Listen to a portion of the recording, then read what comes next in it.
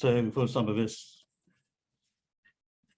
I'm aware I'm teaching my grandmother to suck eggs, as many of you probably know more about the history and the technicalities of the Baedeker Raids than I can claim to. But I'm an archivist, and I'm talking about the archive aspects of it, what has survived from those raids, how we can look at old documents to see exactly what was going on in those raids, for example. But obviously, I do a bit of background, talk about what, as I say, most of you will know, Baedeker is German guidebook, as per screen. Baedeker is used by German tourists pre-Second World War coming to England, noting particularly the places, as in any guidebook, the trip advice of its day, if you like, noting places worth visiting within Britain. And the Beadeker Raids of the end of April and going into May 1942, so exactly 80 years ago is why we're doing it today, are in effect reprisal raids for bombing by the RAF on towns in Germany which were considered to be of historic and cultural value. You think of the German Reich, and of course by 1942, probably just about everything on that map is part of the German Reich. Then we come into here, I'm sure most of you will immediately see where we are. This is Denmark and this is Germany. And the towns that were particularly bombed, which resulted in the reprisals, were Rostock, which is there, Lübeck, which is there,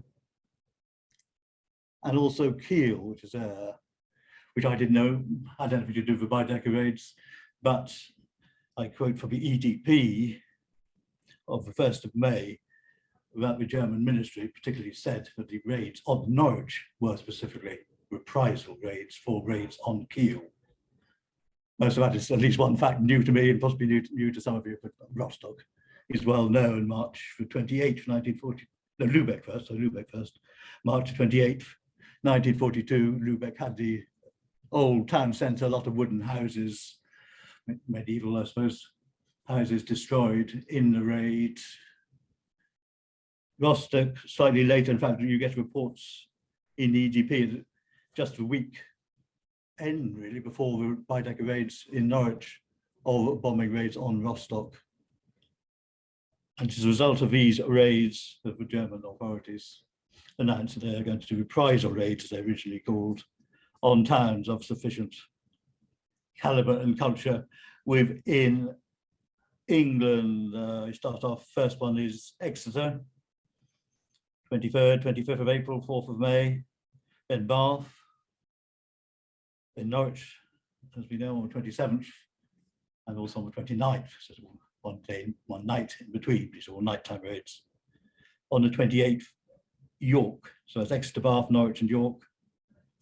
At the end of April, in May, after the RAF had bombed Cologne, there are also raids on Canterbury. So Canterbury is the 5th town, which is the raids are generally regarded as being called Beadeker Raids for 5 towns, towns all of historic importance with cathedrals. Bath hasn't got a cathedral, but it's obviously got an abbey and lots of other buildings. And so these are direct reprisals for what's been going on that northern eastern part of Germany. These raids, of course, are not like we've sadly seen in Ukraine, in the sense they're not missiles, they're genuine bombers, as you will know, coming up the river, I expect, and physically dropping bombs upon these various cities. Let's just talk entirely about Norwich now.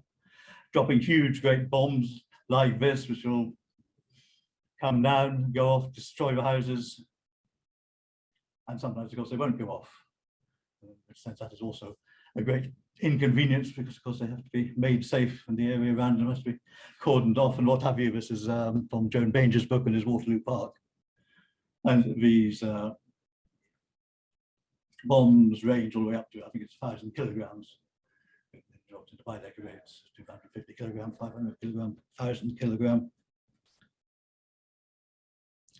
And what they're also dropping, of course, are the incendiary bombs, or fire bombs. And, Daryl will talk about this and show you how absolutely vital it is for fires to be watched out for, because you can drop, obviously, hundreds of these on a town as it comes down and sets off, it self-ignites, and then you've got this little pool of fire.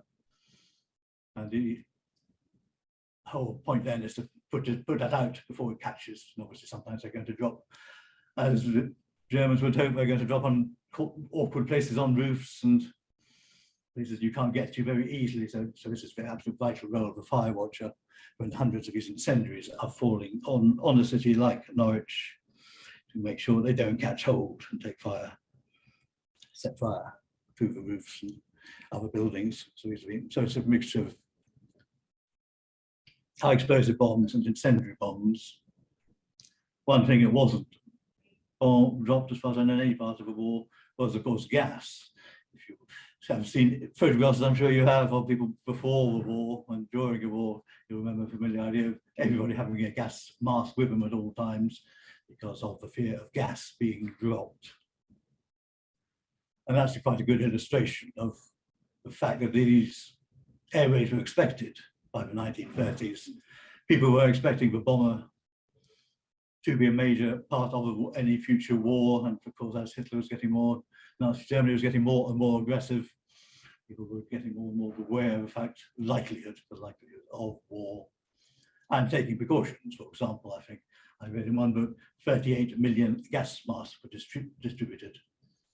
So in a way, you could compare that with a sort of effort to get everybody vaccinated against COVID, couldn't you? Trying to prepare every single person for their best, protect themselves as best they can against the bombing as and when it comes. And that is reflected, of course, in the provision of air raid shelters. Again, you can see a lot of these are being built even before the war. This is, I think, St. Augustine's School, and it's obviously not an actual air raid, but precautionary practice, as it were, presumably. And you still see occasional indications. In all the old photographs, you see signs saying air raid this way, in the Gentleman's Walk, for example, Castle Meadow, in Chapel Field. A few lucky people would be able to take advantage of caves, cellars. And for other people, provision of what I loosely call as Anderson shelters. I saw a note in the room, which you'll go into look at the original documents in a moment, saying they aren't all Anderson shelters. Sometimes there's something called a Wilmot shelter, which I'd never heard of, but is explained in there. And to my broad mind, something similar, if not identical. But you can see if you've got a garden, you can have one of these in your garden, and there's still quite a few of these, I think, even now, in people's gardens used as sheds. If you haven't got a garden, you can't have an Anderson shelter. You may be lucky enough to have a Morrison shelter, which is really like a low cage, incredibly strong steel. So if your house collapses upon you, the chances are you will be in your cage of steel and it'd be possible to fish you out. I wasn't quite sure they had those as early as the Beadeker Raids, but there's a note in the EDP saying that both Anderson and Morrison shelters saved hundreds of lives during the Beadeker Raids. Again, that is in May 1942, so it's genuine evidence. And if you couldn't have any form of shelter at all, you might just be able to hide under your stairs. This is a photograph taken by the Grice. The house at the front here is totally gone, but the stairs have survived. So if people were hiding under the stairs, that's regarded as the strongest point of the house, as it was indeed I vaguely just recall in the 1960s, during the Cuba crisis, protect and survive and all that sort of thing. Hide under the stairs, your best chance, not a great chance, but your best chance of survival under the stairs. Now the sources are so many and varied, I can hardly hope to cover them in a few minutes, but I'll just say that because of the great drastic effect of the Beadeker Raids, almost every kind of document you can think of that covers the end of April 1942 is going to be of relevance. School records, for example, I bet every school logbook is going to mention it in some form or another. Business records, Jarrolds, Coleman's, all these kind of firms. Their records relate to the Beadeker Raid, what damage they caused and what steps were taken before and after them. This, for example, comes out of Cayley's chocolate factory and is showing from chocolate factory in what we now think of as Chapel Field, being, this is the day after the air raid. You can see the smoke coming out of the Cayley's factory here. This is St. Stephen's Church, if you can get your bearings. So you're coming up St. Stephen's Street here, Now you would walk across there to the shopping centre. So this is Cayley's. This is Cayley's as well, the dramatic effect of that. I presume this is fire bombs. And you can see the attempts to put out the water there. But these are surviving amongst the actual records of this particular firm. So that's what these are examples of. For those who want the official records, these are they listed here. The key things are the Norwich engineers' files, and these include, there's hundreds of them to be honest. So you have to look through a few of them. They include detailed reports of each individual raid, but also all the stuff about the air raid shelters, and all the stuff about unexploded bombs, all the stuff about houses destroyed. Another good one people don't often use is the fire service records. Fire services were nationalised, so they could all help each other during the raids. And these were rescued. I pay tribute to my late colleague Frida Wilkins-Jones, who saved these and realised how important they were. They actually start, file number one is the 27th of April 1942, so they are starting with the Beadeker Raids. Norwich death returns are the actual records of people dying in the city, not just for the air raids, but throughout the history from the Victorian times onwards. This is everyone who's died in the city, where they died, how old they were, what they died of. Useful if you're tracing Spanish flu, for example. They're also useful for the air raids, where you need to get those very easily from either Commonwealth war graves, or indeed the Arch of the EDP website has a list of civilian dead. But it's interesting, when the actual death returns, it goes beyond the civilian dead. So I picked up a couple of soldiers, for example, who were on leave, who were at home with their families, one of whom died with his mother in a particular house in Savile Road. But he doesn't come on the list of civilian dead. He's in the list of military dead. So you wouldn't pick up on him and his mother dying together without looking at the original archives. Down below, the Civil Defence War Diary doesn't relate to Norwich, but does have references to planes coming overhead, of course, during the Baedeker days, and indeed one or two bombs fell in places like Spokeston and Catton, which do come under the remit of the city, rather of the county, rather than the city. So if you look through all those, and then, as I say, the private records of things like schools and businesses, and also, of course, individual letters, diaries, journals of people who were in Norwich during those dreadful days in 1942. You're getting a good impression. Just I have these figures which I wrote down. Monday, 27th of April 1942, alert 23:21, so these are nighttime raids. And all clear 1:25 on the morning the next day.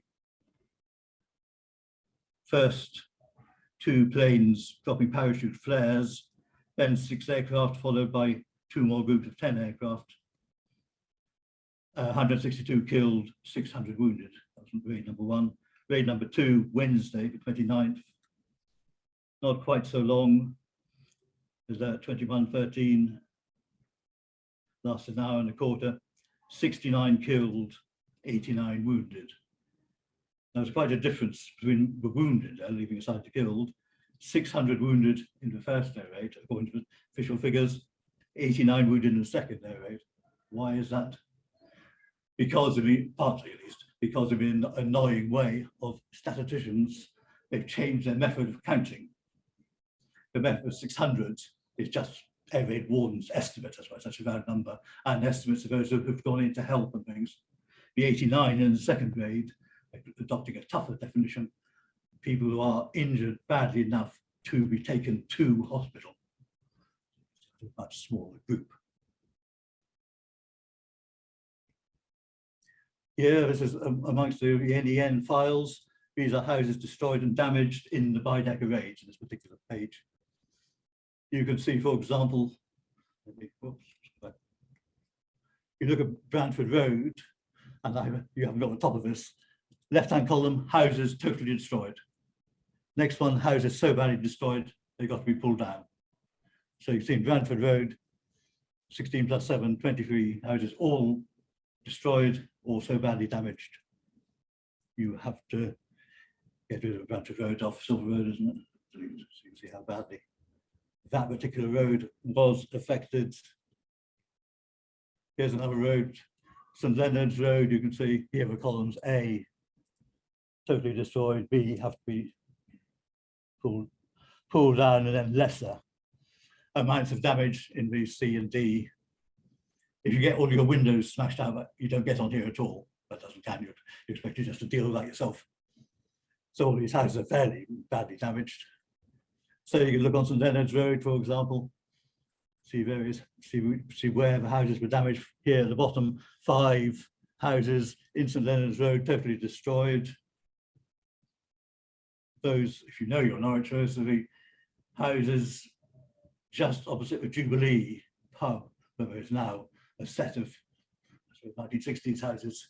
So there's an example of looking at the street, and you can see where the bomb has fallen. The house has totally been destroyed, been replaced by other houses. And using that information and the death returns, you can look at a grave like this. This is in the Rosary Cemetery, which doesn't mention Beadeker Raids, but does, if you can read it, does actually have the date on it, and is in loving memory of Cyril Raven and his 2 teenage daughters. And they were in 49 St Leonard's Road during a Beadeker raid when that bomb fell, totally destroyed the house and totally destroyed the family. So that's the background to the Beadeker raids, April 27th and April 29th, 1942. Thank you.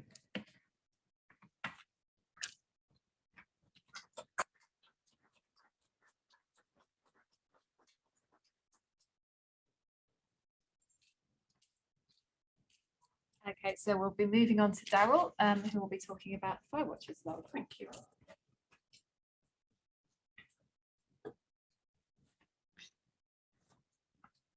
Like Frank, it's a while since I've done one of these, so let's see how we get on. So 80 years ago today, about half an hour before midnight, and after a relatively peaceful 8 months, the Beadeker Raids began in Norwich. Now, spotting where the incendiary bombs fell and putting out fires at the earliest opportunity, as Frank's just pointed out, was absolutely crucial. And so there was a legal requirement for commercial premises to have fire watchers on duty. The fire watchers' role during the war progressed. It started as a voluntary thing, and then it became compulsory. They would work for a maximum of 48 hours a month. And eventually a small allowance was paid, which was determined by local councils, but it was on average about 3 shillings a duty. And fire watching logbooks had to be kept. There were 4 watches a day with 4 men on duty each time, 6 till 10 in the evening, 10 till 7 the next morning, 7 till 1 o'clock in the afternoon, and then 1 o'clock till 6 o'clock in the evening. When the revised orders were made in 1941, only 3 were then on duty from 6 till 10 in the evening, and then a 4th would join at that time. And then the night watch would finish at 7 in the morning. And from that time, daytime incidents were just simply logged. And women in 1941 also began to do duties as the war progressed.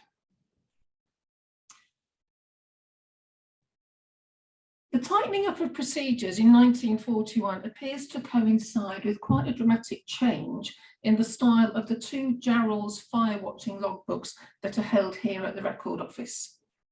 The first one, which you can see on the left, is rich in narrative, while the second is just really a list of checks, patrols, names on duty. So we can see on the left, the rat like all the other rats, including Adolf. Whereas on the right-hand side, it is just a list of who was on duty, at what time, and even later on in that second logbook, when somebody makes a flippant remark about making a cup of tea, it's heavily crossed out with a comment to say that no such comments are allowed anymore. Now, there's a wealth of information on the raids, but I want to tell you about the Jarrolds fire watchers themselves. Very ordinary people doing their bit in very extraordinary and tragic circumstances. So for this, we do have to go back to the detailed narrative of the first logbook, where at that point only men were on duty. It names 63 men. There are 129 more names in the second logbook, especially with the women starting to do duties as well. But the second logbook tells us very little about what went on during the evenings. Now, their ages are significant. I've put some facts up about one or two of the fire watchers here, which I hope you can read while I'm talking. Some were old enough to have experienced the First World War, like Frank Hayhurst. Some were old enough to be waiting to be called up. And many were of an age where they were too young for the First World War, but not yet of an age to be called up for the Second. A very mixed bunch, all had different roles with Jarrolds. They were managers, shop assistants, packers working in the basement, and those working at the print works at St. James. Many names run continuously throughout both logbooks, but three in particular for me stand out.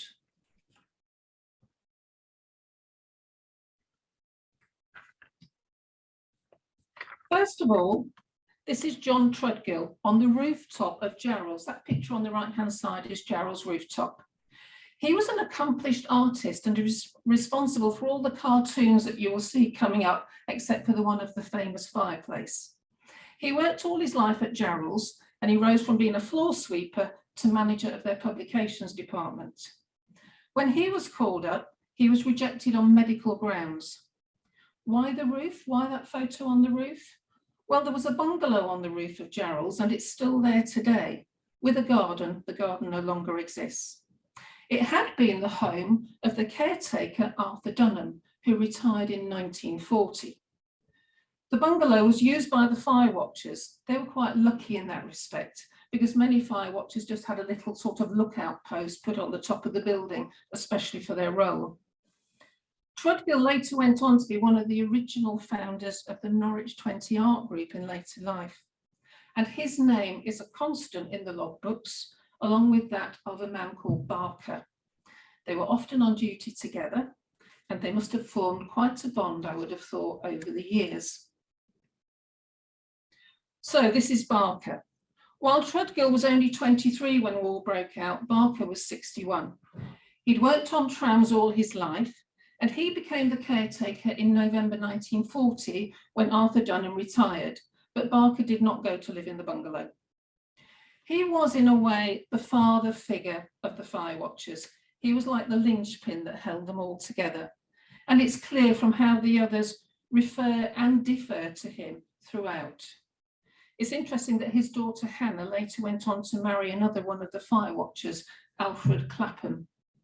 And Trudgill had commented, this is one of Trudgill's drawings, that he had an amazing resemblance to a cartoon figure called Old Bill that featured in the First World War. The other person who I took a particular shine to was who I call the hapless Mr. Wosley. He worked in the book department at Jarrolds. He was always in trouble. He was always up to mischief. He was an elegant wordsmith, and he regularly wrote in the Jarrolds Jargon newsletter in the 1930s. And we'll hear a bit more about him later. I hope you can read the poem.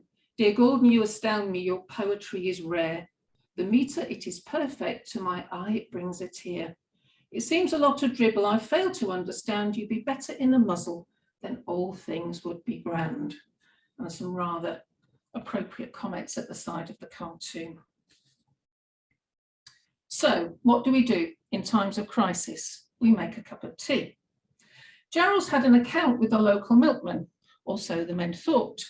So when Paul Wosley went off to collect the milk, he had to pay 4p. 2 weeks later, fire watcher Futter also gets caught and he has to pay. A week later, tempers are frayed on both sides. One assumes the issue was then resolved, for no further mention of the milkman was ever made. I don't know who this hysterical milkman was. Nothing happening at times of war was obviously a good thing, but that meant that there were quite long hours to fill between the routine inspections and patrols the men had to carry out. In September 1940, the arrival of the Ferguson radio caused great excitement, but the excitement didn't last very long. and neither did the radio. And that was soon replaced with a Beadeker radio, but that wasn't much of an improvement. The men also spent a lot of time listening to the gramophone. They would organise recitals and people would bring in records to play. They could sometimes be accompanied by entertainment, not all of it planned. So we have the straw skirt here of Mr. Elliot, and we also have the fireplace collapsing. The fireplace in the bungalow was quite notorious. The men would play a variety of games, and they organised tournaments that ran over several watches. When Worsley challenged Fire Watcher Reed to a competition of drafts, tiddlywinks, ludo or darts, Reed replied, "I'll take up the challenge, subject to Mr. Grant," he was the manager, "putting us on together one night. All excepting ludo, as this is out of my class, but common no doubt to the folks of St. William's Way on the outskirts of the city, who have more facilities for this strenuous pastime." And Jarrolds' reading room, many of you will know that Jarrolds had the library reading room for many years. That was a lovely quiet spot for the fire watches. Trudgill would go and do his cartoons, Ringer would create his poetry, and the canteen appears to have been decorated with some dubious images, and GRW is Worsley. A more immediate battle for the fire watchers was that with the rats. This is no insult to Jarrolds when we're told we're never very far from rats. And Austin Youngman, he and his brother worked in the basement at Jarrolds. Austin Youngman seemed to take on the responsibility for the particular war that Jarrolds fought with the rats. And the Jarrolds cat proved to be pretty useless. They also had a piano in the basement and they could hear the rats running up and down the keys.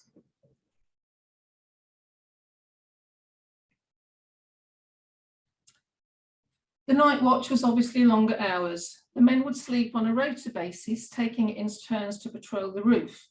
The police would call in regularly to check that they had the right numbers on duty. Worsley is mentioned frequently. His lack of punctuality was notorious. I quite like the comment about Wesley arrives fuming about, borrowed a bicycle and lamp which conked out halfway down, decapitated 4 people in Prince of Wales Road in pitch black conditions. And the snoring, and if it wasn't for Goering, you'd all be snoring, and owing to Hitler, your rest gets littler. So lots of humour amidst the difficult times.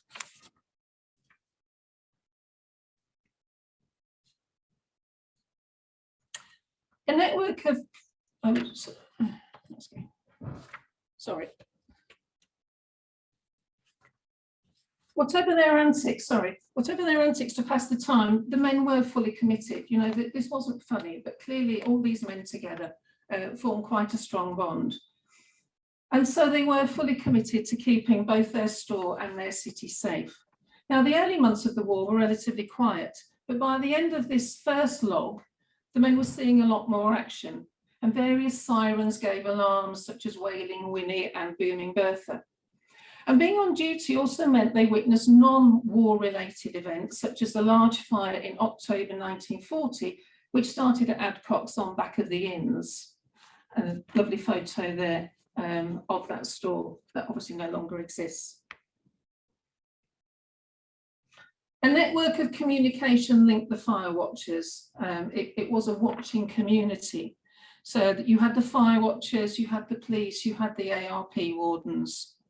The fire watchers would receive crash warnings and in turn they would warn others. Observer 2 ARP post was also in Exchange Street and Jarrolds' employee Harry Gaze was based there. He'd often call in on the fire watchers to see how they were getting on. From 1941, they had a duty to inform their neighbours at the Corn Exchange on Exchange Street, which is no longer there, and Skippers, the lovely building next door to Jarrolds, which you can still see today. They had the duty to warn them of any warnings or any all clears. Both of their neighbours were meant to reply to say that they'd received these messages, but I have to say they were very poor at replying and the fire watchers were often having to chase them up. So let's move on to the night of the raids. This is the famous fireplace. This is the logbook for the 27th of April. At 8:40, the chimney caught fire. 8:45, the police called. 9 o'clock, they managed to get the fire out. I think there's a sense of tragic and comic irony that the only fire that they experienced firsthand that particular night was the one in their own bungalow on the top of the roof. But from their rooftop, they witnessed the city ablaze. So just after 11:20, they start to get the alert, and then they're talking about the raids, and then the public all clear. And Scott, another fire worker, recalled the gallant fire watchers was somewhat the worse for wear after their evening. They'd witnessed their city ablaze. They were at the top of the roof of Jarrolds. What were they thinking? Would their home still be there when they got home after their duty? Were their families safe? Not like today, no mobile phones. You couldn't do a quick phone call to check what had happened to your loved ones at home. And then we have the 29th of April. This is the logbook for the 29th. Taylor, Cole and Scarlett sign on.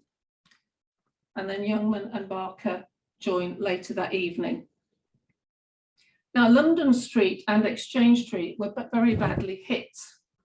And while no incendiaries were found in the store, it didn't escape damage. So Exchange Street patrol of building, no incendiaries, but large fires observed. And Mr. Gaze, the ARP warden in Exchange Street, looks in, public all clear, and 3 cheers, round about 12:40 in that morning.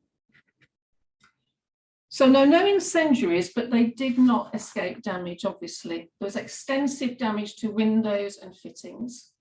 And you can't underestimate the danger that these men must have been in with all the glass and everything else flying about.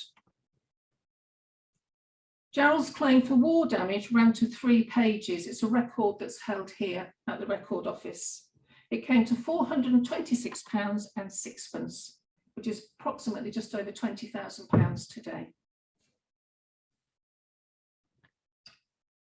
So while the soul of the logbooks was lost under the new arrangements, it must have been the case that this really loyal and tight group of Jarrolds employees continued to joke and grumble their way through 1942 and the rest of the war, while ensuring that they did their bit to keep the city safe. So I think it's very fitting that this poem by Barker and Treadgill should have the last word. Thank you.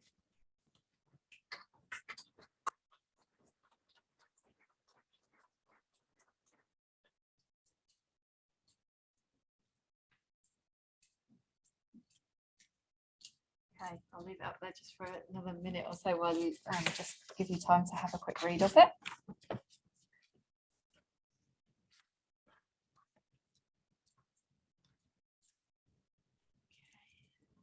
Is everyone ready? Okay, so we're going to look at, I've put recording and in reaction, obviously that we've been talking about that anyway with Daryl and Frank's talks. But I'm going to look at sort of the bomb map, basically, which is one of the things that you're going to be able to go and see in the glass cube in a little while, and how it came about. So with the threat of war looming, central government sent out air raid precautions memorandum on local communications and reporting of air raid damage. And this was in April 1938, they started sending these memorandums out. So number 6 was all about how they communicate those communicated and they reported the damage, and it gave specific guidance that all major cities in the UK should set up report centre map rooms. It also stated, and I'm going to quote from it, so the main objects of the Air Raid Precautions Organisation are to assist the public and to repair and restrict damage resulting from air raids as quickly as possible. It talks about the speed being of vital importance, and it says that information of air raid damage is given by the wardens, so the ARP wardens are going around and then passing on that information of any damage to the report centres, and they're collating the various messages and passing it on to the different services that needed to be sent out to help with that damage. So it's all going to this control centre, and the staff, the idea is that the staff may be they sort of say conversant with the general situation and also in a position to deal with any demands of assistance. The report centre it was supposed to comprise of 4 suitable rooms. They should also have access to a kitchen and lavatory accommodation, and they said that basement premises were preferable, so presumably so that they were avoiding any damage themselves. So they were saying that a basement was an ideal place to locate it. The picture you can see here is a typical map room. This is not the one in Norwich. I can't find photographs of the Norwich one, but this one is actually one in London that you can see here. So they carried on. There's quite a lot of information in this memorandum that came out, talking about how the messages were going to be passed on. So one of the things that they talk about was that the report centre would have this map, and the map area was to show the location of air raid precaution services. So it's going to show the services themselves and other essential information. And it would have on it recorded the site of each occurrence of bombing. And it was that it goes and say that is to say places where the fall of bombs has caused casualties or material damage. So where those bombs had dropped and caused that damage, then it would be marked on this particular map. And so the local response was to begin planning for a reporting room that would contain a map.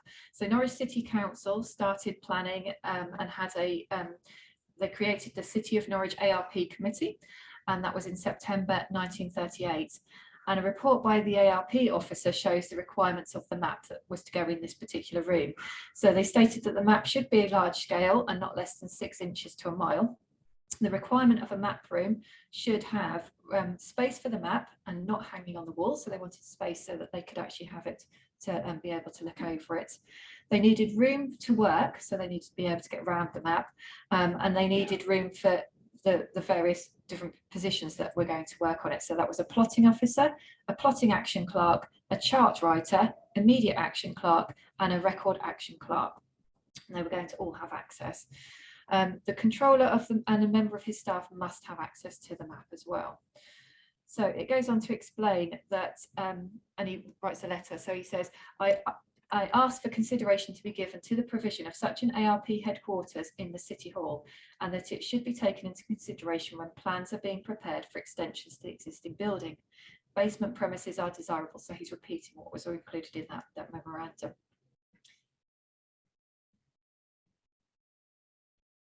He got his wish. So the City Council allowed the use of the basement in City Hall for a large scale map, and it was used to show the locations of those bombs. Now, in order to do that, the staff pinned the labels of the date and the weight of the map of the bomb to the correct location of the map. So that's how it worked, that they had these pins with these little labels on in order to do that. So we know that the minutes about this meeting were taking place in September 1938. What we don't know is when the map itself was actually installed in City Hall. However, we do know that some of the pins include 1940 on them, so therefore it would have been installed before this date, during 1940. So the map itself, when they made it up, it was made of 3 ordnance survey maps, and they were mounted on boards with wooden battens and measure about 1.8 meters square. During the time of the map being used, they attached 679 paper labels to it with the pins, at least. We know that there are spaces where some have come out as well. So we know that because there's a number of holes in there that it indicates where they've dropped off. As I said, the labels record the date of the bombs dropped, but it also records their weight, and the weight is in kilograms because they were German bombs. So at the time we would have been using measuring in pounds, but because they were German bombs, they're measured in kilograms. Now, in order to, the map actually remained in the engineering department at City Hall for decades. It wasn't moved to the Norfolk Record Office until 2007. So it was there for a long time before it was moved here for permanent archival storage. So when it arrived at the Record Office, many visitors wanted to see the map to carry out their research, find out about the information that it contained. But this was very difficult because of its size, but also because some of the pointed ends of the pins were sticking out, and Yuki will be talking about that in a little while. We also didn't want to create any wear and tear on the map. So the solution was to create a digital copy. As I say, Yuki will be talking a little bit more about how they went about that in a second. But as you can see, this is some of the pins that are pointing through at the time before she started her conservation. So that's the map that you'll get to see in a second. The other document that you will get to see as well is a map by a 14-year-old called Wally Ems. And basically in 1942, he cycled around Norwich, and he explains that he was given advice from the ARP warden to have a semi-deflated tyre, so that when he cycled over glass and different damage from the bombs, he didn't get a puncture. And he said he didn't actually get it, it worked, that advice, so he didn't get a puncture at all. But he cycled around Norwich, and he would mark down where any damage had taken place, where any extensive fire took place as well. He also marks on, before 1942, the location of any aircraft that had crashed as well. So that's all included on the map that you'll get to see in a second. The reason that the map actually came to sort of be in public sight is because he went to the Bridewell Museum as an adult. And he happened to mention to a member of staff working at the museum that when he was a schoolboy, he created this map and that it might be of interest to them. And they wrote back and asked and said, yes, it would be really interesting. So he writes a letter that accompanies it. And the letter goes on to say, this is when he's sending it to the museum. So the letter goes on to say that if they have access to the civil defence incident map, the comparison would be really interesting, and that a schoolboy's version would be very, very interesting to see the differences. So obviously we can now compare those two maps. He states that his did not show the incidents where there was no apparent visible damage. Especially as his field notes had to be written down surreptitiously, as he was not sure if he was infringing on any wartime regulations. So as he was biking around, he was trying to do this without anybody noticing what he was up to. He didn't get himself into trouble creating the map. It was all fine, but he did manage to get himself into trouble a couple of years later. So 1.5 years later, he decided, he was still very interested in the war. He decided to swap an aircraft identification book for a piece of V2 rocket. And he was really proud of this. So he made a sketch of it. He took it into the office where he was working, showed his colleagues. And at that point, his boss found out about it and escorted him to the area bomb disposal units, where they were not very happy about the fact that he had this bomb and he had this rocket, and he had to take it in the following day.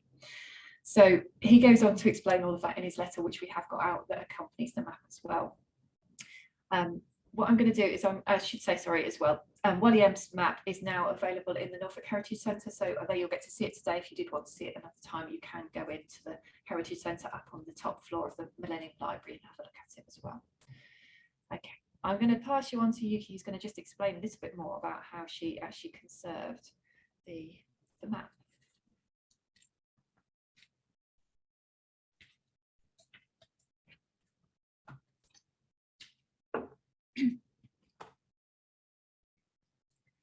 Okay, I'm going to talk about conserving the Second World War bomb map of Norwich.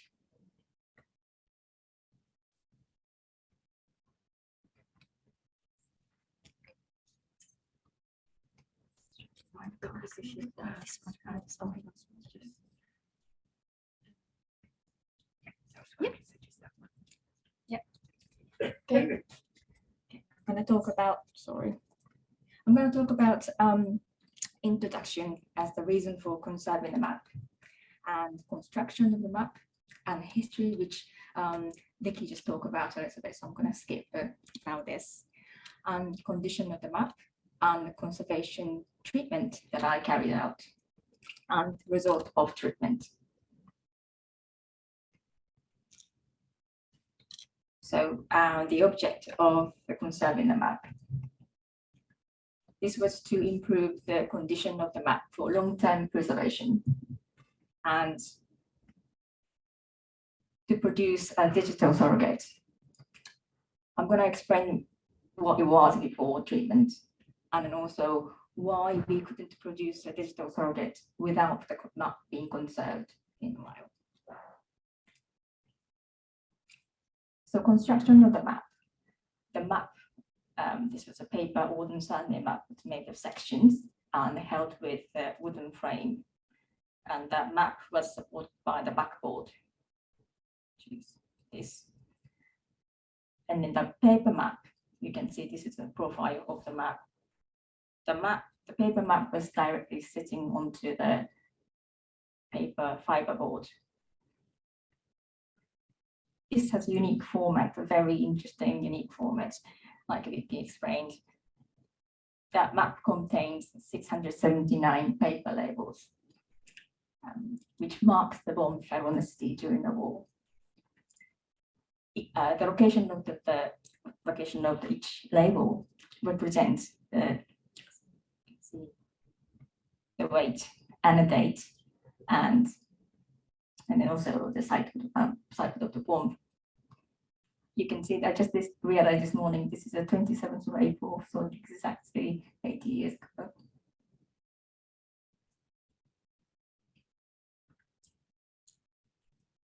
So that individually, that the paper labels were held with metal pins. As you can see, the paper labels are many paper labels are distorted heavily. So that was the main obstacle to viewing that vital archival information properly. You couldn't see what was written on those, and then some of them are really crusted. That represents the heavily, severely bombed areas. And you can see the bomb was held as the plane goes.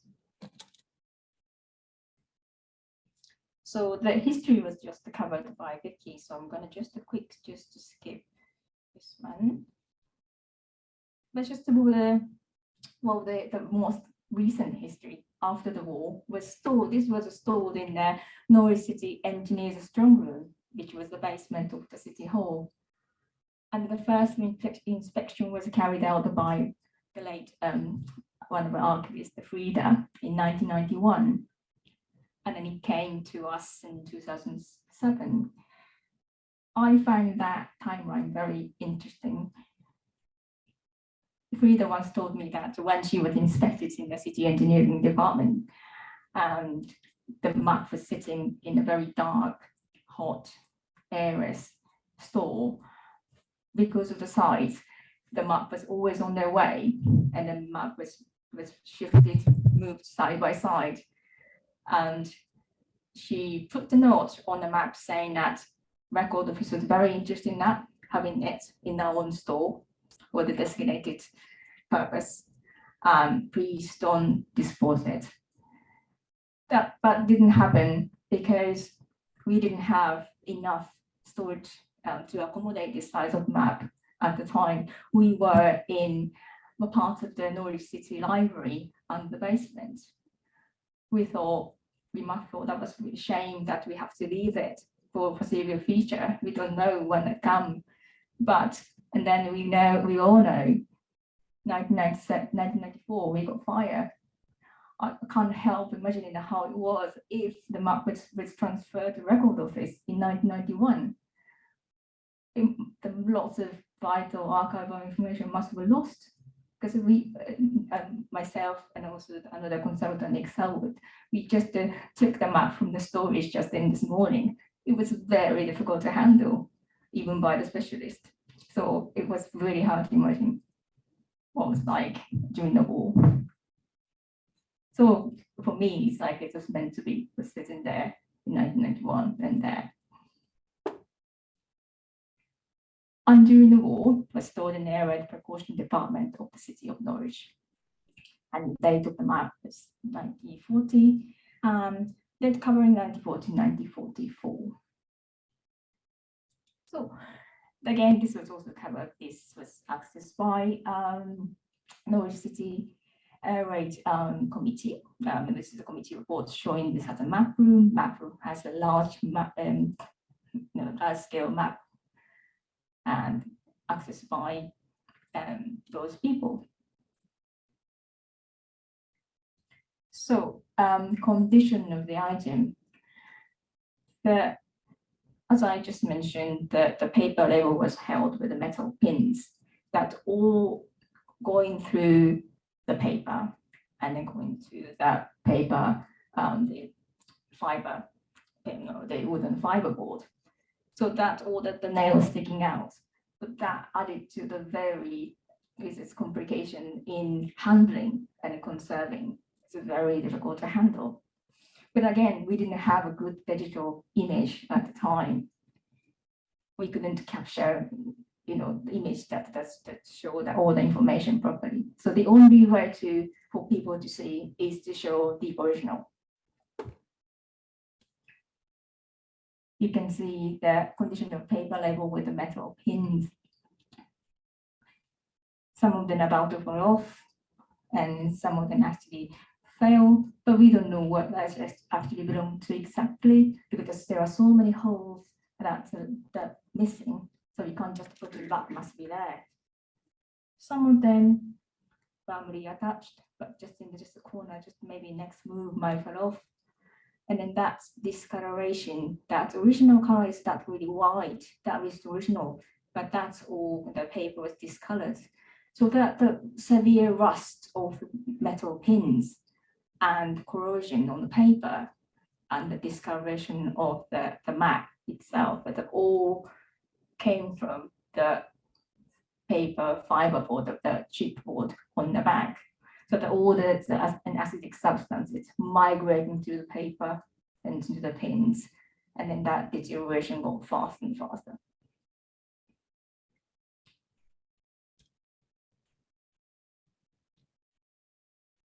Again, you can see that this was just about maybe next move was just a drop. You can see, and then some of them already dropped, and some of them will drop on the sitting on the frame. Then again, we don't know where that's belonged to. It was really frustrating that we had to stop that things happening to lose the information. Some of them already got lost and just on the back of the frame. This had contained some of the paper labels, but again, we don't know what belonged to. So the conservation of the map, so treatment proposal.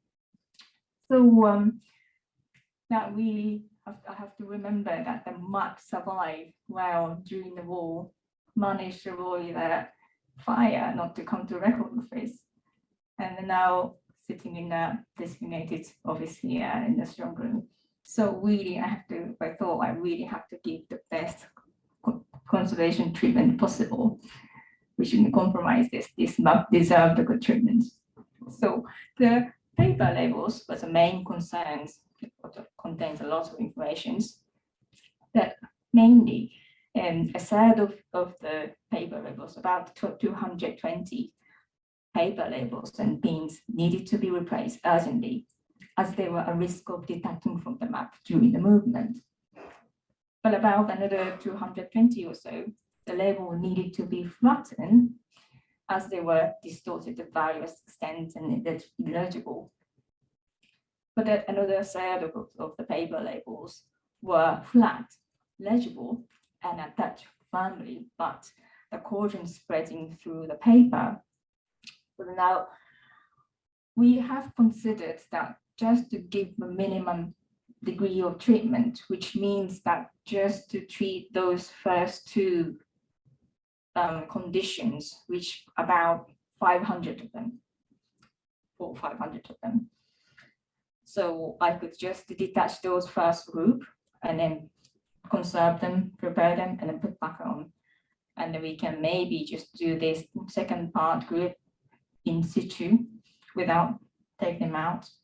And this also the same. But that's given a sort of minimum degree of treatment doesn't solve the fundamental problem, which has the paper backboard, I mean the wooden fiber backboard. That is the main source of deterioration. But to get rid of the backboard, we have to take all the paper pins out from the frame, back onto it. So we have to really make a decision of how much we can spend time and money for this. I mean, material cost and time, and can we do that? But again, yes, we will do this. We will give the best possible treatment. So that's why we decided to do that comprehensive treatment option. So I took all that paper pins and labels. But before that, of course, I need to identify individual pins and where it belongs to, so that I can't really make a mistake. So I made a map of map. so that I can identify which one belongs to which one and everything. So just make intersection the map first, then put that ID number on each individual label and put it into a little bag. So you can see, again, this is the original color of the map. That's the discoloration. Discoloration was caused by the backboard, of course, but I think it's the type of discoloration was very sooty.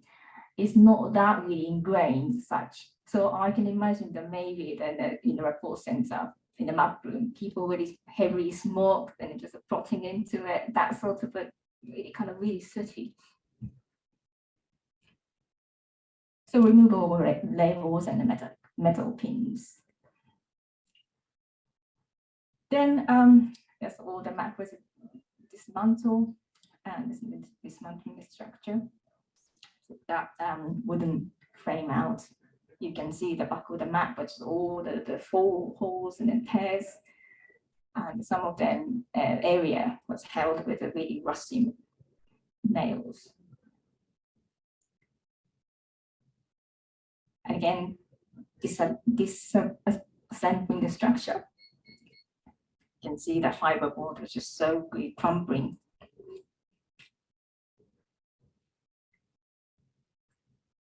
Then repairing the map. Surface cleaning and tear repair, infilling losses, infilling were carried out because the paper was very weakened by a lot of holes, and the weight of paper just so heavy, so that all the holes was enlarged.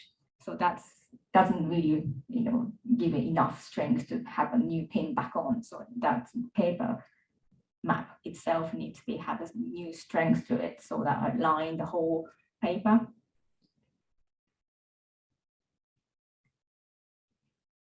And conserving the paper labels as well. So I individually wash and alkalize, so that to give a buffer for the future oxidization acidification. So wash twice, alkalize twice, and you can see that label, this is original. Then I extended slightly a little bit so that I don't have to use the original hole. If I have to use original hole, then that will snap again, maybe. So that's to avoid, I have extended a little bit to use a new location for a pin. I'm preparing a new backboard. So now we got a new backboard. It's a construction of sort of honeycomb structure. So I brought this real sample of the structure, the board that we use for the map. So I will leave it in by the map next door, so you can have a look. Which is basically is the honeycomb structure, really lightweight but really strong. The archival quality. So it's a major improvement. That was but as again, the board we can have is not big enough, so we have to put the 2 boards together and then join that in the middle. And reattaching the wooden bars to the new backboard.